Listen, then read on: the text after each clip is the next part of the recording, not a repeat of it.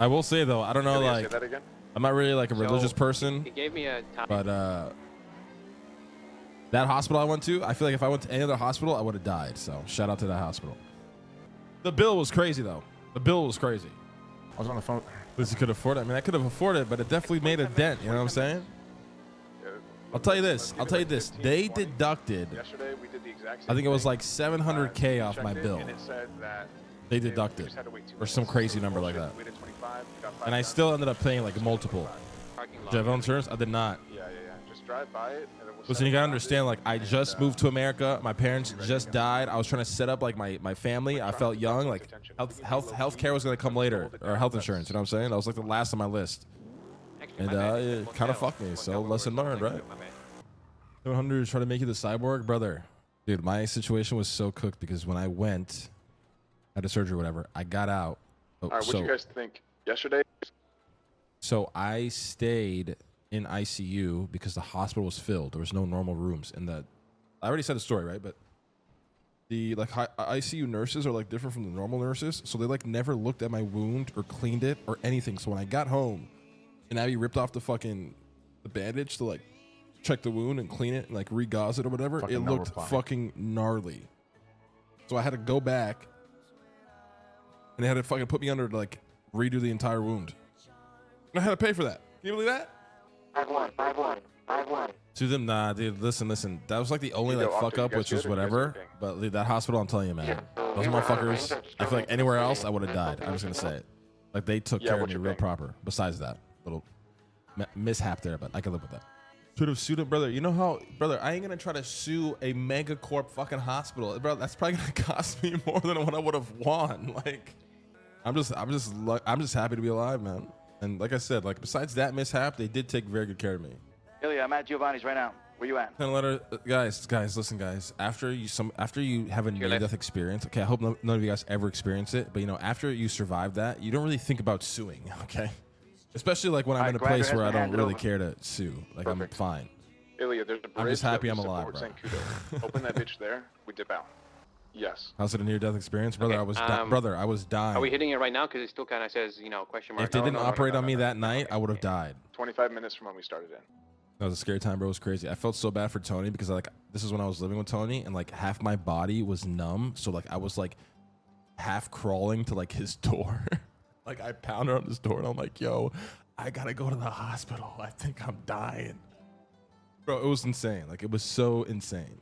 The whole series of events was crazy. 3 minutes. I don't know. I had an issue. Literally half my body went numb. I thought I was having a heart attack. I lost control of my arm. I lost control of half my neck, my tongue, my teeth. No. Nose. All right. It was crazy. They called ambulance. We drove, bro. We drove. Well, I didn't drive. Abby drove. It wasn't a stroke. No, it was a focal seizure. I had a focal seizure. So essentially, like the blood in my brain was getting so big that it was pressing my brain down and causing like a seizure. Why did you call it Tony? Well, Abby was already in the room. Like she knew what was going on. I just went to go tell Tony because Tony's my boy. Abby was already in the car, ready to get me the fuck out of the hospital, bro. Fuck, that's insane, but yeah. So I did have brain surgery. Yeah. Now, brain surgery is like a scary word, but mind you, it wasn't like a crazy brain surgery. They didn't go in there and start like cutting shit and like nipping at shit. They essentially just opened up my skull and like literally ran water through it to get all the blood out. Then they just closed it back up. You think, yeah, I literally took a detour to tell Tony. Yeah, that's literally what I did. Am I opening it at the start of the bridge? You guys gotta think about it. Like across the bridge? My thought process was if I was dying, like I didn't want Abby to be alone at the hospital, so I knocked on Tony's door and be like, "Yo, please come." Like, you know, I don't know what the fuck's going on.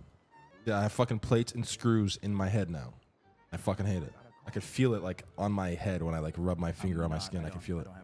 Still go for checks. I went for checks. It was like once a month for like 4 or 5 months, and then they said I was cleared. I'm good. How does that happen though?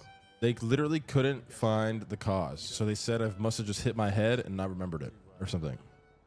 Which the only thing that would have made sense is I did get drunk one night at a party. But I don't remember hitting my head. So I have no idea. I live with the fear of not knowing what caused it. That's why like I'm kind of fucked up. And dude, my PTSD is terrible. I almost wish they told me what caused it, because now I just live in that fear, you know? How close to 100% do you feel now? On a good day, 80%. On a bad day, which is my normal day, it's probably like 60. I will. Well, Yeah, high blood pressure, brother.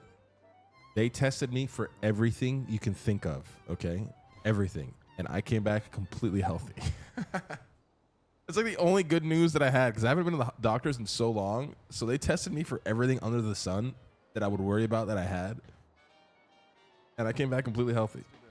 So it's just like, it's just bad luck. I don't know, bro.